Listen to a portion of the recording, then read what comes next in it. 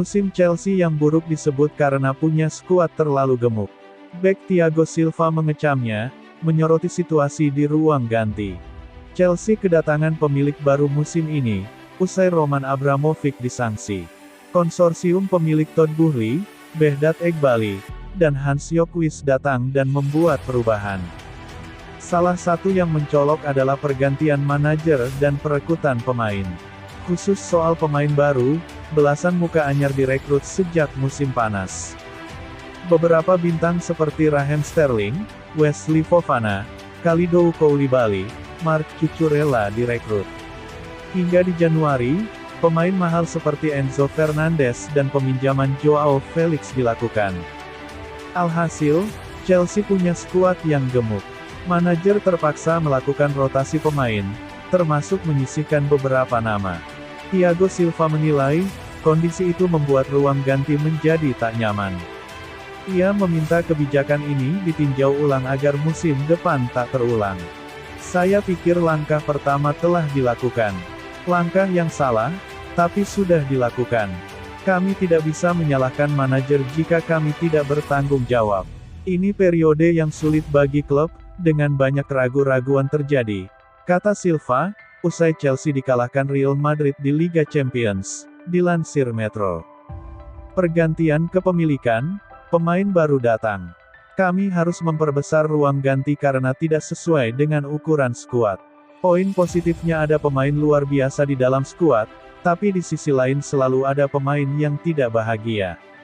Akan selalu ada seseorang yang kecewa karena tidak semua orang bisa bermain.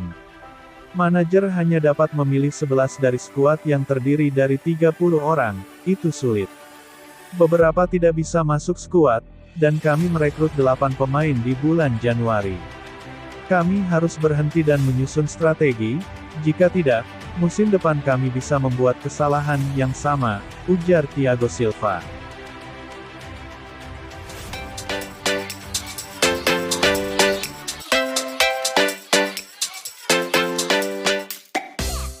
Drama pencarian manajer baru Chelsea masih terus berlangsung.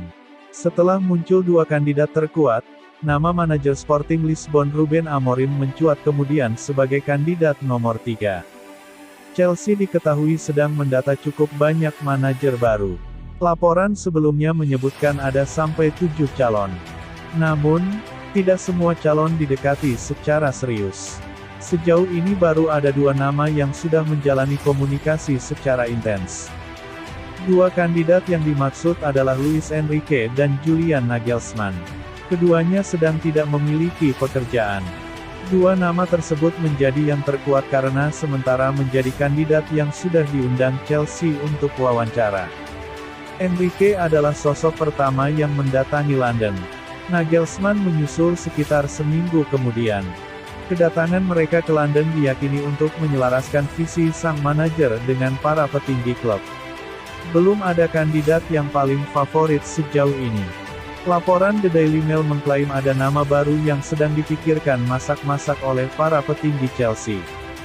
Ia adalah manajer Sporting Lisbon, Ruben Amorim. Nama Amorim belum sebesar 2 nama yang pernah disebutkan. Meski begitu, prestasi pelatih berusia 38 tahun ini terbilang mentereng. Ia menjuarai Liga Portugal dan 3 Piala Portugal. Perbedaan lainnya adalah ketersediaan sang manajer.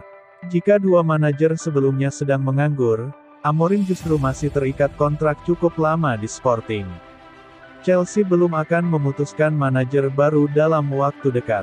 Itulah kenapa Frank Lampard ditunjuk untuk sementara menangani Chelsea hingga akhir musim ini. Kemungkinan besar, manajer baru Chelsea akan datang di musim panas 2023.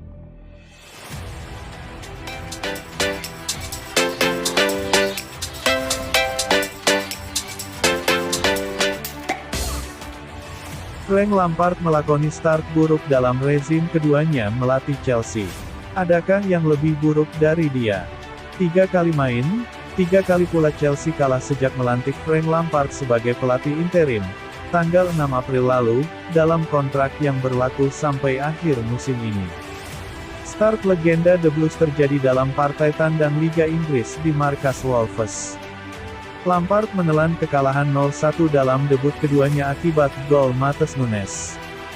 Di partai kedua, sang raja gol sepanjang masa Chelsea langsung menjalani duel melawan musuh kelas kakap, Real Madrid. Pada leg pertama perempat final Liga Champions di Santiago Bernabeu, tim London Biru takluk 0-2. Terbaru, hasil negatif kembali didapatkan Lampard. Ironisnya, itu terjadi dalam momen penyambutan dirinya pulang ke Stamford Bridge sebagai pelatih. Chelsea malah takluk 1-2 dari Brighton dan Hove Albion dengan dibarengi kekalahan nyata dalam segi permainan. Tim tamu asuhan Roberto De Zerbi unggul mutlak soal penciptaan peluang, penguasaan bola, memainkan pola serangan rapi, dinamis, serta pressing yang mumpuni.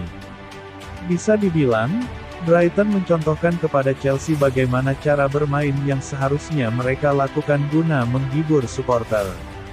Rekor negatif pun dicatat Frank Lampard. Menuai 3 kekalahan beruntun dari 3 partai pertamanya sebagai pelatih, ex-gelandang jempolan timnas Inggris masuk golongan langka sebagai arsitek The Blues dengan start terburuk.